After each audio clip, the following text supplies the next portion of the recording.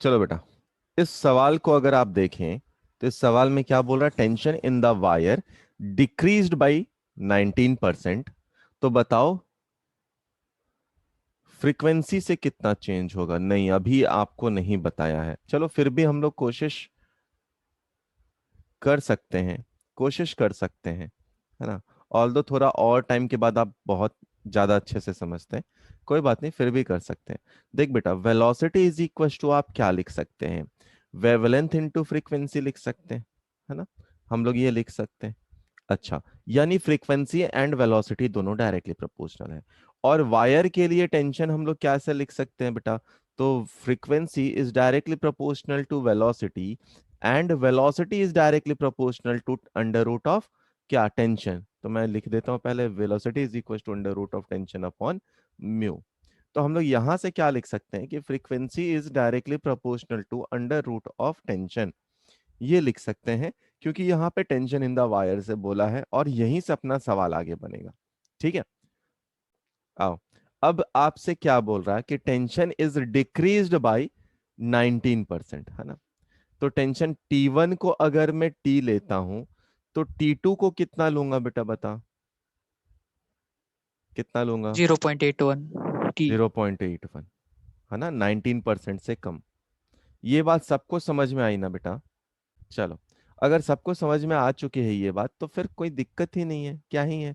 लो, frequency F1 को F लिख लेंगे, ये रखा F2 is equal to under root of tension divided by 0.81 T। T ने टी को मार दिया, ठीक है, टी ने टी को मार दिया, तो इसको मैं ब्रैकेट में डाल देता हूं। चलो नेक्स्ट, इसको क्या लिख सकते हैं आप, F1 को अगर F लिखूं तो F2 को क्या लिख सकते हैं, F2 लिखा is equal to under root of, यहाँ पे बचा 1/0.81, और 0.81 का रूट कितना, अंडर रूट कितना हो जाएगा, 0.9 के बराबर।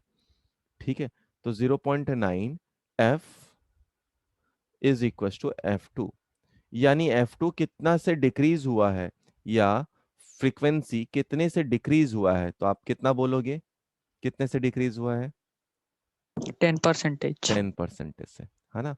कैसे लिख सकते हैं सर, इसको आप लिख सकते हैं 1 - 0.1 F लिख सकते हैं। और इसको कैसे लिख सकते हैं, 1 - फ्रीक्वेंसी कितने से डिक्रीज हुआ है, इसको आप लिख सकते हैं 10%, या 10/100 लिख सकते हैं। ठीक है, यानी फ्रीक्वेंसी कितने से डिक्रीज हुआ है, 10% से डिक्रीज हुआ है, तो अपना आंसर सेकंड। समझ में आया, वेलोसिटी ऑफ साउंड वेव। ठीक है, नेक्स्ट अपना target velocity of sound wave को समझना है, साउंड वेव। ठीक है, समझते धीरे धीरे साउंड वेव को कैसे आप लिख सकते हैं। आइए मान लीजिए बेटा, यहां पर एक पाइप लिया हम लोगों ने, यहां पे एक पाइप लिया, चलो क्लोज कर देते हैं इसे। अब यहां पर आपने एक पिस्टन लगा दिया है, एक पिस्टन लगा दिया है। पिस्टन क्या करेगा, पिस्टन क्या करेगा, पिस्टन यहाँ पे फोर्स देगा, है ना। जिससे क्या होगा, यहाँ पे बहुत सारे गैस पार्टिकल्स थे, यहाँ पर बहुत सारे गैस पार्टिकल थे। ये गैस पार्टिकल क्या होंगे, आगे की तरफ बढ़ेंगे, तो कुछ पॉइंट ऐसा आएगा, कुछ पॉइंट ऐसा आएगा जहां पर, जहां पर पार्टिकल पास पास होंगे, जहां पर पार्टिकल बहुत सारे पास पास होंगे। तो यहाँ पर पार्टिकल पास पास है, इसको पहले ड्रॉ कर लेते हैं हम लोग, है ना, इसको ड्रॉ कर लेते हैं पहले पूरी तरह से। देखो बेटा, अगर यहां से हम लोगों ने कुछ साउंड वेव का पल्स जनरेट किया है, तो क्या होगा, ये आगे की तरफ जाएगा, यहाँ का जो पार्टिकल है उसका मोशन ऐसे होगा। तो कुछ पार्ट ऐसे होंगे जहां पे पार्टिकल दूर दूर हैं, और कुछ पार्ट ऐसे होंगे जहां पर पार्टिकल्स पास पास हैं। तो ये सारे पॉइंट्स को हम लोगों ने नाम दिया था कंप्रेशन, इस सारे पॉइंट्स को हम लोगों ने नाम दिया था कंप्रेशन।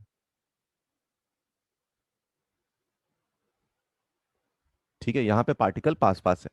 अच्छा, और ये पार्टिकल का यहाँ पे ये सारे जोन जो है, ये सारे जोन, इनका नाम दिया था रेयर फ्रैक्शन,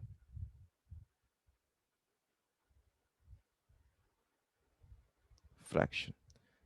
ठीक है, पार्टिकल का मोशन, और ये कैसा वेव है, ये एक लॉन्गिट्यूडनल वेव है, तो चाहे तो आप लिख सकते हैं ये एक लॉन्गिट्यूडनल वेव है, लॉन्गिट्यूडनल वेव है। अच्छा, मतलब वेव पार्टिकल्स यूं यूं यूं यूं ट्रैवल कर रहे हैं, है ना। तो चलो देखो, दो पार्टिकल अगर हैं तो ऐसा भी होगा ना, इसका मोशन आगे की तरफ और इसका मोशन पीछे की तरफ होगा।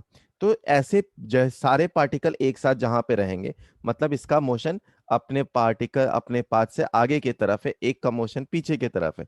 तो वो सारा जोन जहां पर बन रहा होगा वो सब जोन क्या कहलाएगा, कंप्रेशन वाला जोन कहलाएगा, जहां पे पार्टिकल्स पास पास होंगे।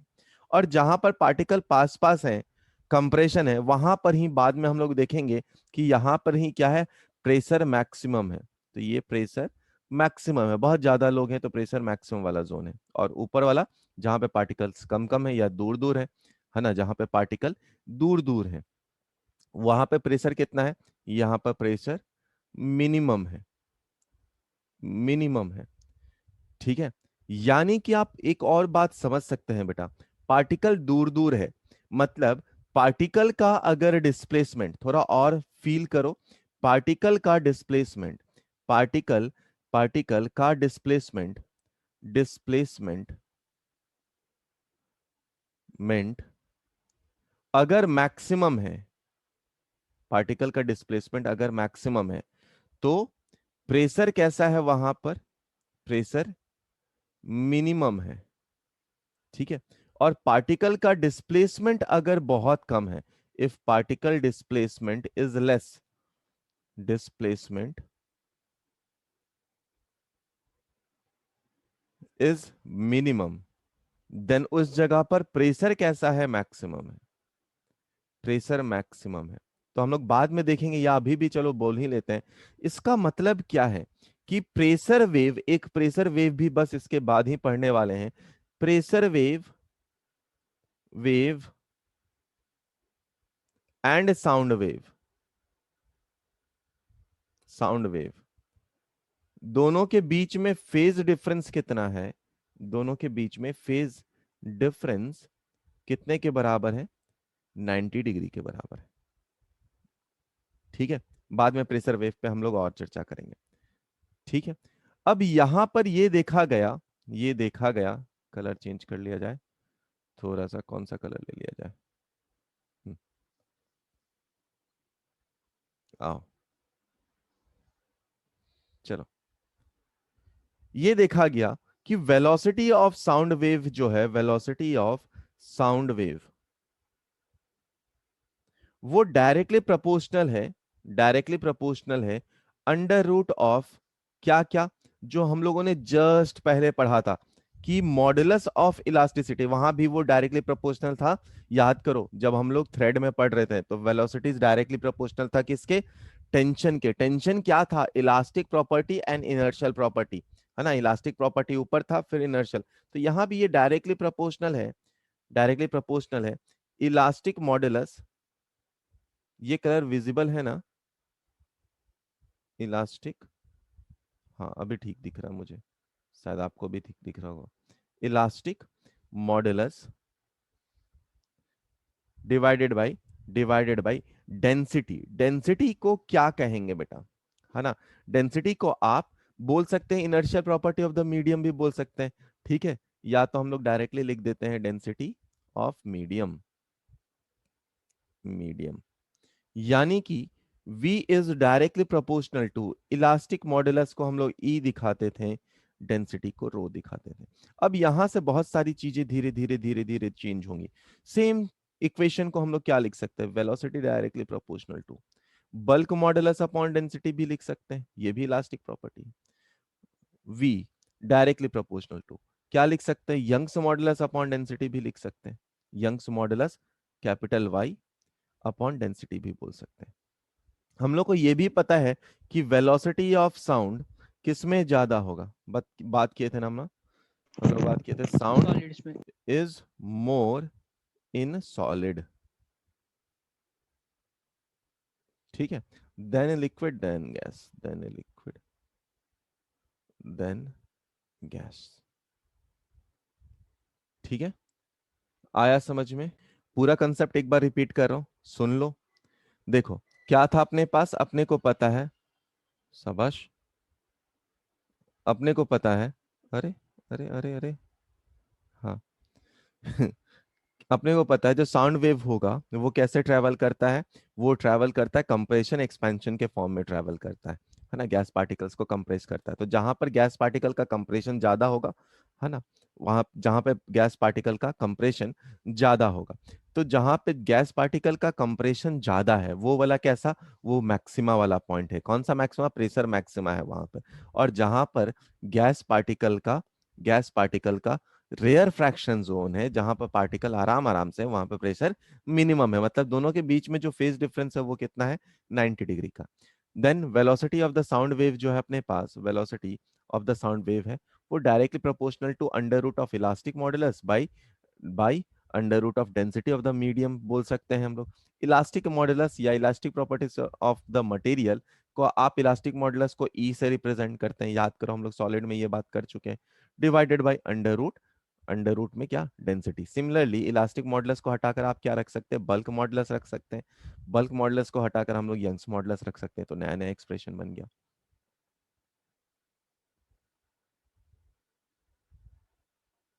Next is Newton's formula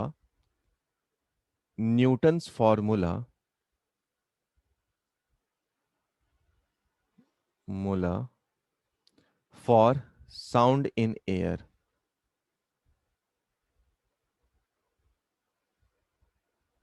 Newton's formula for sound in air. देख बेटा, साउंड एयर में न्यूटन का फॉर्मूला। अब न्यूटन जी फिर से यहाँ पे थोड़ी गलतियां कर बैठे थे, है ना। सोचो जरा और ध्यान दो, हम लोग सॉलिड में एंड थर्मल प्रॉपर्टीज में ये बातें पढ़ चुके हैं। वेलोसिटी ऑफ साउंड को क्या लिखा गया, अभी हम लोग बात किए, इसको आप लिख सकते हैं बल्क मॉडुलस बाय डेंसिटी लिख सकते हैं।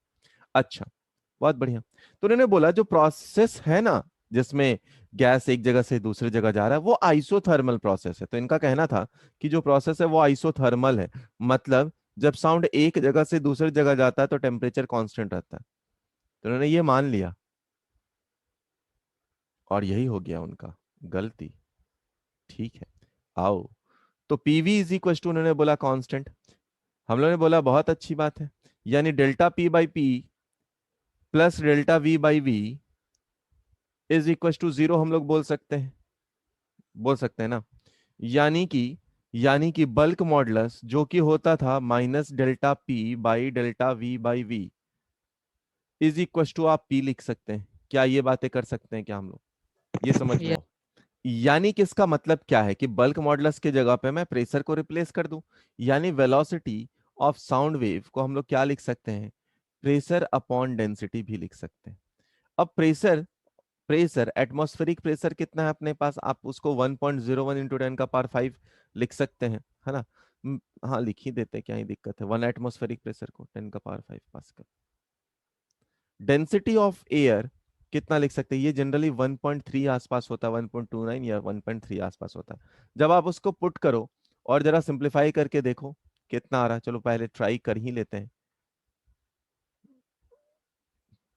1.3 ट्राई करिए, बताइए कितना आ रहा है वैल्यू, ऑलमोस्ट उतना ही होगा। देखो, इसको आप सिंप्लीफाई करते हैं जब इसे, है ना, तो ये जब सिंप्लीफाई करके लाते हैं तो ये लगभग 280 मीटर पर सेकंड आता है। चाहो तो आप सिंप्लीफाई कर भी सकते हो। अगर मैं इसको डिवाइड कर दूं तो ये 7.7 इंटू, ये कैसे आया वही बता रहा हूँ, इंटू 10 का पावर 4। 10 का पावर 4 तो निकल जाएगा बाहर 100, 7.7, तो ये लगभग कितना आ सकता है बेटा, 3 का स्क्वायर रहता तो 9 होता, 2 का 4 हो जाता है, ये 2 3 के बीच में ही है और 9 से ज्यादा करीब है। तो 2.8 अगर आप ले ले तो कोई हर्ज वाली बात नहीं है, 2.8 इंटू 10 का पावर 2 यानी 280 आसपास है। बट एक्सपेरिमेंटली ये फाउंड किया गया था कि वेलोसिटी ऑफ साउंड वेव कितना है, ये लगभग 333, 334, कई बार बुक में 332 दिया होता है।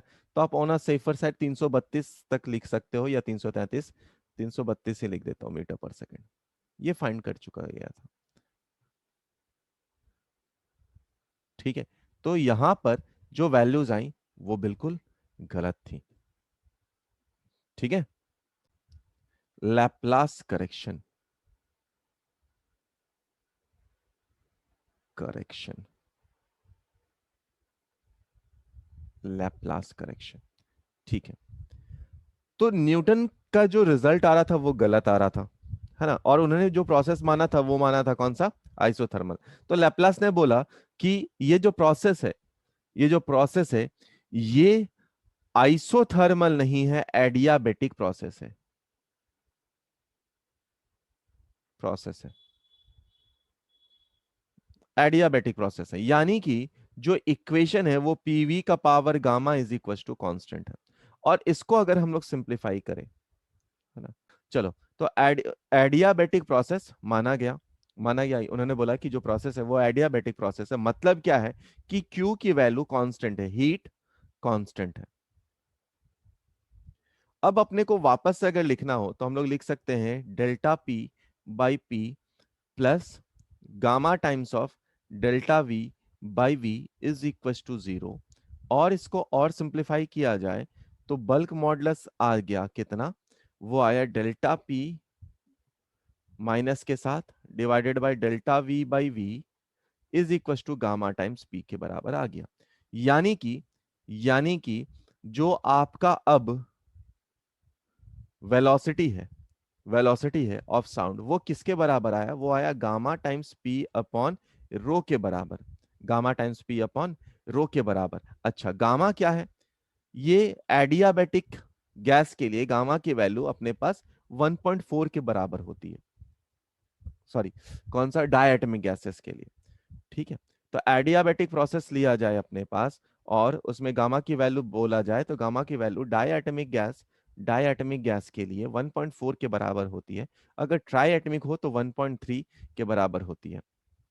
ठीक है, आ जाओ, तो अपने पास, और मोनो एटमिक हो तो 1.6 के बराबर, ये भी लिख ही देते हैं। अगर वो मोनो एटमिक है तो 1.67 मोनो एटमिक गैस के लिए, मोनो एटमिक, एंड गामा की वैल्यू 1.33 किसके बराबर, ट्राई एटमिक के लिए।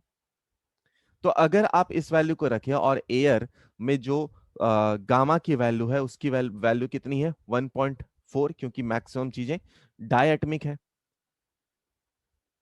लिखा था। अच्छा, तो गामा की वैल्यू 1.4 है, डायटमिक के लिए वैल्यूज रख दो और सिंप्लीफाई करके अब चेक करो, अब चेक करो। तो गामा की वैल्यू अपने पास 1.41 इनटू इसकी वैल्यू अपने पास 1.01 इंटू 10 का पावर 5 डिवाइडेड बाई लगभग 1.3।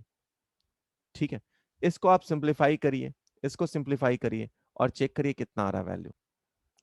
तो वेलोसिटी को हम लोग अगर आप यहां से सिंप्लीफाई करते हैं तो ये लगभग 333 मीटर पर सेकंड आता है, जो एग्जैक्टली वही वैल्यू था जो एक्सपेरिमेंटली फाउंड किया गया था। यहां से इसी को बोला गया लैप्लास करेक्शन, इसी को बोला गया लैप्लास करेक्शन। अब v की वैल्यू जो हम लोगों ने यहां पे निकाला था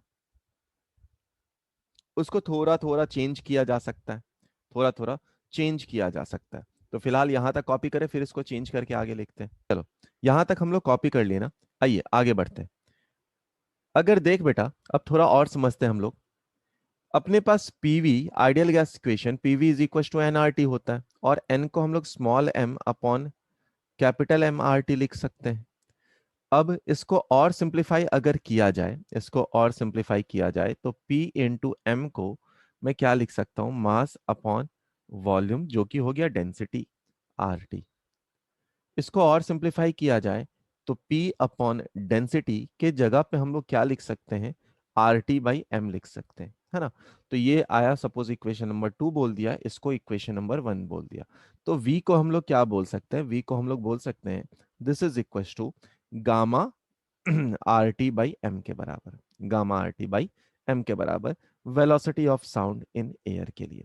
यानी कि अगर आप टेम्परेचर बढ़ाते हैं, अगर आप टेम्परेचर बढ़ाते हैं तो वेलोसिटी ऑफ साउंड क्या होगा, वो भी इंक्रीज हो जाएगा। अगर आप टेम्परेचर बढ़ाते हैं तो वेलोसिटी ऑफ साउंड इंक्रीज होगा।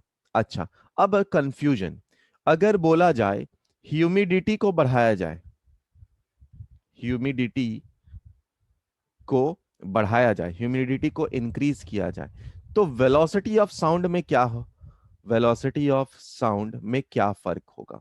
इंक्रीज होगा सर शायद से। बाकी जनता बताओ क्या होगा, क्या होगा, क्या होगा, क्या होगा, बताओ बताओ। चलो देखो बेटा, वेलोसिटी ऑफ साउंड क्या होगा, तो आपने जो बोला वेलोसिटी ऑफ साउंड इंक्रीज होगा, बिल्कुल सही बात है, ह्यूमिडिटी इंक्रीज से कैसे, देखिए अब समझिए थोड़ा।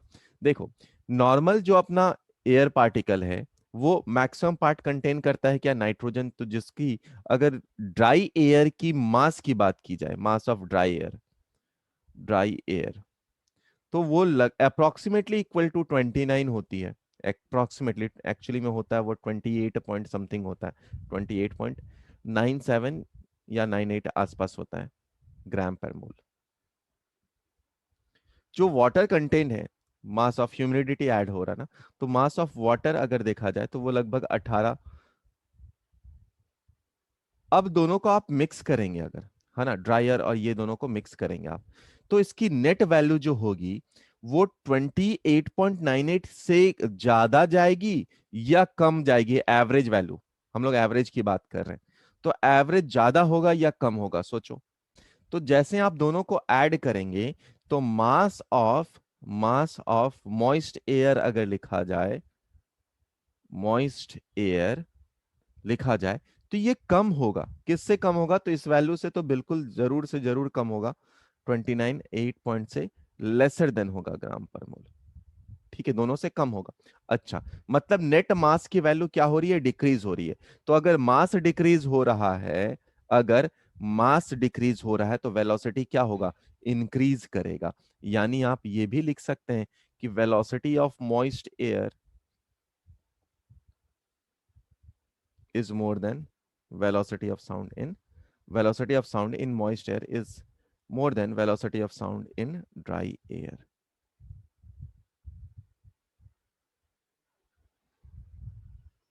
ठीक है, तो अपने पास जो velocity, RMS velocity of gas molecule निकालना है ना, तो वी के लिए हम लोग क्या निकाले थे, ठीक है, वी के लिए, अच्छा क्या दिया है, velocity of sound in a gas is इतना, then RMS velocity of gas molecule.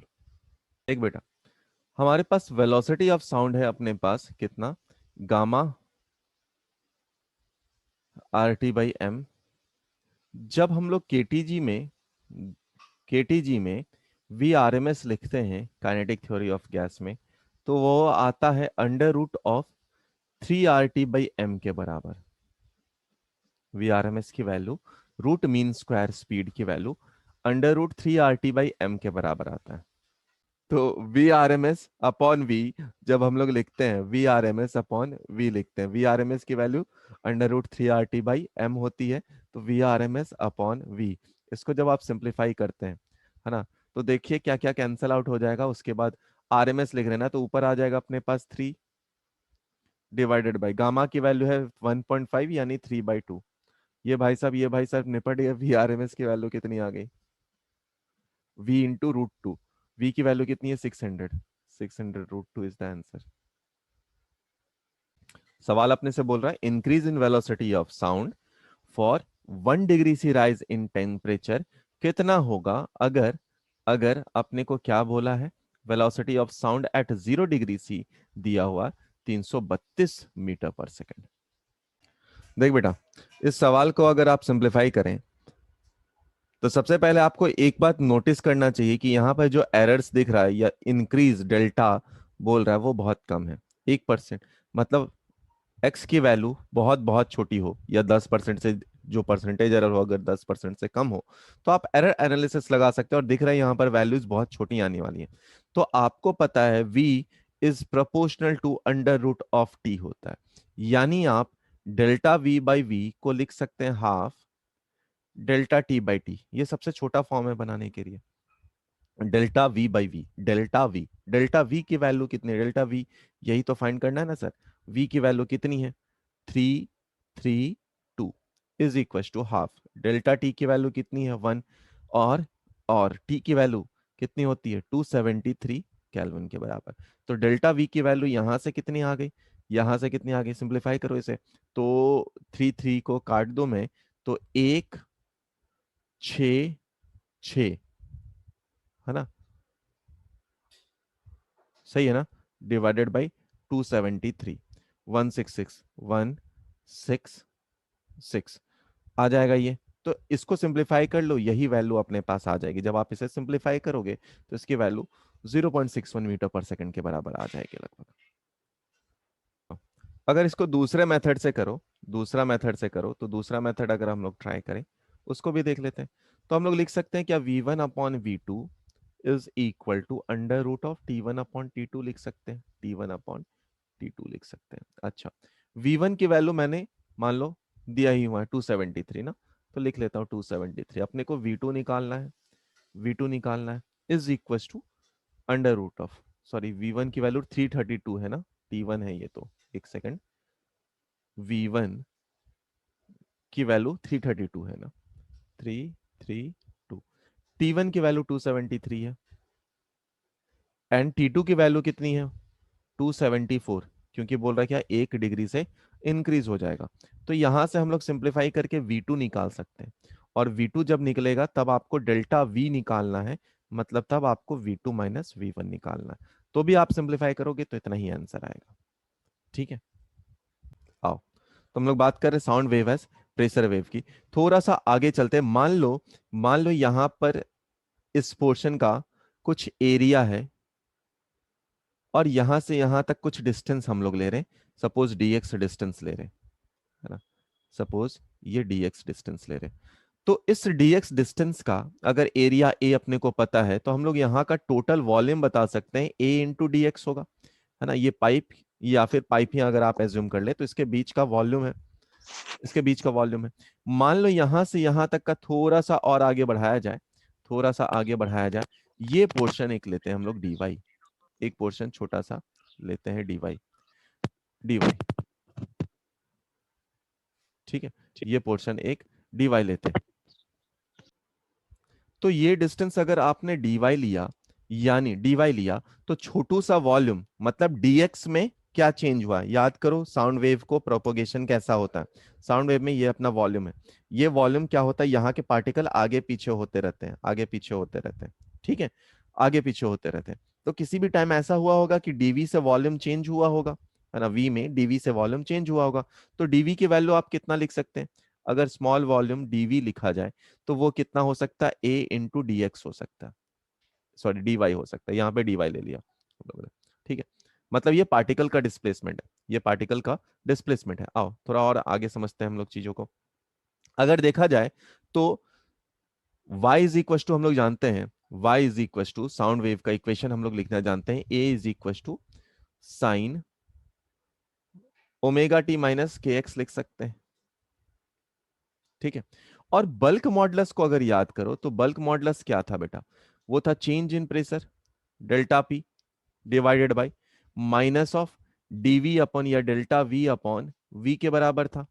तो डेल्टा वी अपॉन वी के बराबर था, उसको और सिंप्लीफाई करो, देखो क्या होता है, ये है delta p divided by d y by d x बन जाएगा ये। यहां पर कितना आ गया, डीवी की वैल्यू देखो ए इंटू डी वाई था, और नीचे दिख रहा है अपने को ए इंटू डी एक्स था, है ना, v की वैल्यू। तो सब कुछ कैंसिल आउट अगर लिखो, कैंसिल आउट करो विथ अ माइनस साइन यहाँ पे है, तो डेल्टा p की वैल्यू कितनी आ जा रही है, डेल्टा p की वैल्यू आ जा रही है b times of minus sine dy by dx, question number 1, ठीक है। यहां तक चलो समझो बेटा, समझो। तो हम लोग बात कर रहे हैं क्या, हम लोग बात कर रहे हैं क्या, साउंड वेव। तो साउंड वेव में अगर देखो, फिर से समझा रहा हूं समझो, तो हमारे पास ये है साउंड वेव का कोई पोर्शन का वॉल्यूम ले लिया, है ना, पाइप के अंदर का कोई पोर्शन वॉल्यूम ले लिया। अब इस वॉल्यूम में भी वॉल्यूम चेंज होगा डेल्टा वी, ये साइड थोड़ा आगे आ रहा होगा, ये वाला साइड थोड़ा आगे पीछे जा रहा होगा पार्टिकल। तो वी हम लोग ने लिया, वी के लिए एक एरिया तो पाइप का फिक्स है ना, ए, और क्या, dx एलिमेंट लिया, dx एलिमेंट का टोटल वॉल्यूम लिया, x याद करो प्रेशर का हम लोग कैसे कैसे लिखते हैं, थोड़ा और याद करो चीजों को।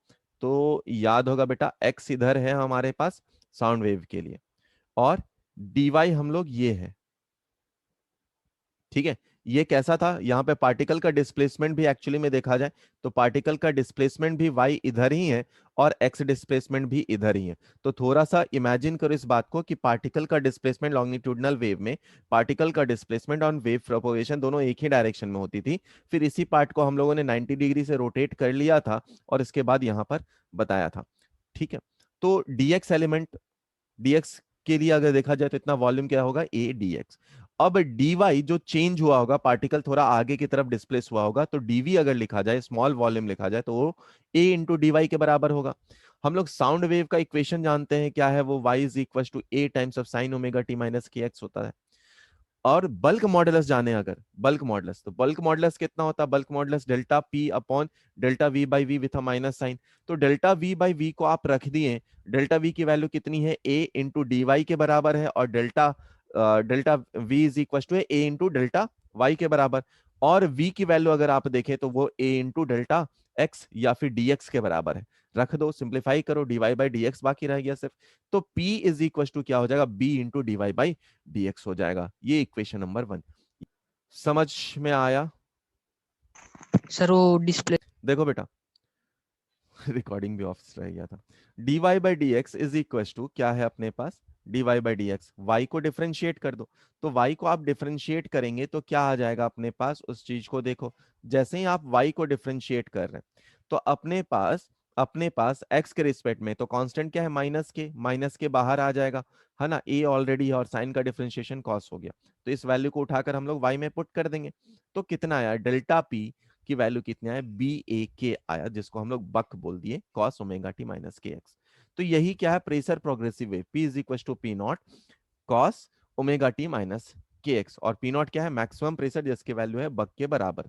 अब देखो, जो डिस्प्लेसमेंट ऑफ पार्टिकल था वो साइन का फंक्शन है, ये कॉस का फंक्शन है। तो दोनों के बीच में फेज डिफरेंस कितना आया, 90 डिग्री का।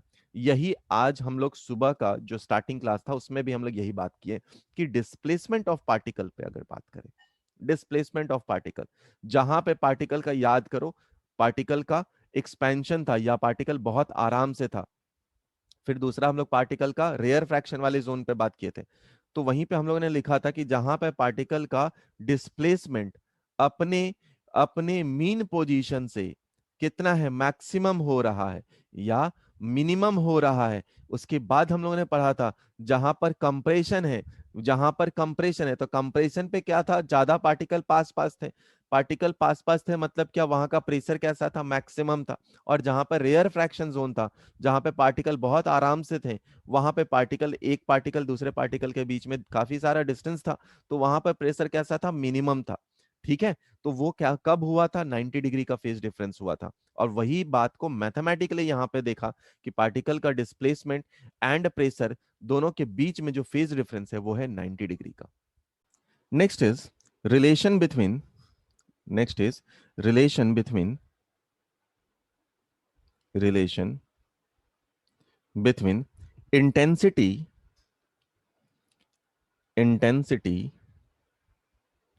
and pressure wave, intensity and pressure wave, relation between intensity and pressure wave। ठीक है, या फिर प्रेशर एम्पलीट्यूड लिख सकते हैं, ज्यादा बेहतर रहेगा, प्रेशर वेव से भी ज्यादा अच्छा। Pressure amplitude of sound wave, pressure amplitude pressure amplitude of sound wave. अच्छा, प्रेशर एम्पलीट्यूड क्या देखा था बेटा, अभी P not is equal to B K के बराबर था, है ना। और इंटेंसिटी का फॉर्म हम लोग लिखे थे, किसी को याद है क्या इंटेंसिटी, बताओ। तो इंटेंसिटी जैसा कि बताया बिल्कुल सही, half half rho v omega square a square, है ना। तो अपने को इंटेंसिटी एंड प्रेशर का जो मैक्सिमम एम्पलीट्यूड है या प्रेशर का एम्पलीट्यूड है उस पे हम लोग को रिलेशन चाहिए। आओ धीरे धीरे सोचते हैं, यहां पर क्या क्या है अपने पास, बक चाहिए ना। तो ए तो दिख रहा है, ए को अपने को नहीं हटाना, ओमेगा, है ना, ओमेगा को हटाना है। ओमेगा को कुछ ऐसे चेंज करना है अपने पास कि क्या आ जाए, बी और के आ जाए। ठीक है, ये लिखना है अपने को। तो सोचो बेटा, ओमेगा को कैसे लिख सकते हैं, तो अपने पास ओमेगा का एक रिलेशन है, ओमेगा बाई के इज इक्वल टू वी होता था, है ना। तो ओमेगा इज इक्वल टू हम लोग, या वी इज इक्वल टू होता था ओमेगा बाई के। तो यहां से हम लोग ओमेगा इज इक्वल टू लिख सकते हैं वी इंटू के बराबर। तो के यहां से आ जाएगा, लिख देते हैं हाफ रो वी। एक और है ओमेगा स्क्वायर है तो we square k square a square. अच्छा, तो के स्क्वायर ए स्क्वायर तो आया। अब बल्क मॉडुलस चाहिए तभी प्रेशर आ जाएगा। अच्छा, बल्क मॉडुलस एंड प्रेशर में रिलेशन देने के लिए कौन था? वेलोसिटी। तो v इज इक्वल टू था अपने पास under root of b upon density के बराबर। इसको अगर स्क्वायर कर दें तब आ जाता अपने पास b अपॉन रो के बराबर, b अपॉन रो के बराबर। तो चलो इसको रख देते हैं। Intensity is equal to half half rho v b square by rho b square by rho into k square a square. Sorry, b square नहीं आया ना, सिर्फ बी आया है, सिर्फ बी आया है। एक सेकंड, सिर्फ बी आया है, सिर्फ बी आया है। अच्छा, तो अगर बी को हम लोगों को लाना है, बी को लाना है, तो बी कब आएगा बेटा, या बी का स्क्वायर कब आएगा? तो बी का स्क्वायर अगर आप यहां से कर दें तो देखो बेटा, बी स्क्वायर अगर हम लोग लिखें तो क्या लिख सकते हैं इसको? ये कब आएगा? जब यहां पर हो जाए v का पावर 4 इंटू डेंसिटी हो जाए। आइदर ये कर दें, है ना, आइदर ये करें, या फिर थोड़ा और सिंप्लीफिकेशन सोचें कैसे आ सकता है अपने को। ठीक है, तो हमें क्या चाहिए बेटा? हमें चाहिए बी स्क्वायर यहां पर चाहिए। तो मैं अगर नीचे भी एक वी से मल्टीप्लाई और एक वी से कर दूं तो यहां पे वापस से वी स्क्वायर हो गया, है ना। एक वी से वी ऊपर नीचे मल्टीप्लाई किया है, इस बात को समझना। वी को ऊपर नीचे मल्टीप्लाई किया तो ऊपर एक वी स्क्वायर आ गया, वी स्क्वायर आ गया, यानी कि आप बी बाई रो फिर से लिख सकते हैं। आई थिंक यहां पर आप कंफ्यूज हो सकते हैं, तो मैं इसको मिटाकर दोबारा दूसरे कलर से लिख रहा हूं ताकि आपको वो बात समझ में आए। ठीक है, आपको ये बात समझ में आए। यहां पर v से मल्टीप्लाई एंड डिवाइड कर दिया, v से मल्टीप्लाई एंड डिवाइड कर दिया तो वी स्क्वायर आया, और वी स्क्वायर की जगह पे फिर से हम लोग लिख सकते हैं बी बाई रो लिख सकते हैं, है ना। तो उसी चीज को हम लोग देखते हुए वापस से लिखें तो आई की वैल्यू कितनी आ गई बेटा? हाफ हाफ, यहां पे आया वापस से रो, ऊपर आया था वी स्क्वायर, है ना, तो नीचे था वी, यहां पे है रो। वी स्क्वायर की जगह पे आप क्या लिख सकते हैं? बी बाई रो लिख सकते हैं। तो यहां पर आया b into b by rho k square a square. अब देखो अपनी चीजें हुई, एक रो से एक रो कैंसिल आउट हो गया, बी स्क्वायर भी आ गया। तो ऊपर कितना आया? B square k square a square, यानी पी नॉट का स्क्वायर आया। यानी इंटेंसिटी कितनी आ गई बेटा? Intensity is equal to half p naught का स्क्वायर, और नीचे क्या बचा? डेंसिटी इंटू वेलोसिटी बचा। यही आया अपना एक्सप्रेशन, डेंसिटी इंटू वेलोसिटी। ठीक है, और पी नॉट की वैल्यू क्या है ये अपने को याद रखनी चाहिए, कितने के बराबर होती है? ये बग के बराबर होती है।